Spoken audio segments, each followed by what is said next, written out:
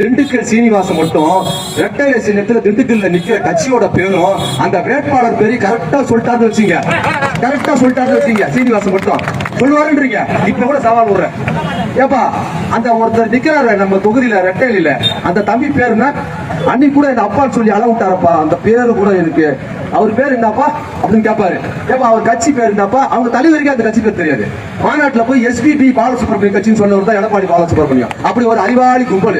இன்னும் சரிங்க, இவங்க பாஜகவை எதிர்க்கிறதா நாடகம் போடுறாங்க. ஏகப்பட்ட வழக்கு சிஏ எல்லா ஜமாத்திலும் பேசினேன். நான் பேசினப்ப எங்க கோரிக்கை, என் கோரிக்கை, ஜமாத்தாரோட கோரிக்கை என்ன தெரியுமா? என் நண்பர் முபாரக்கின் கோரிக்கை கூட என்ன தெரியுமா?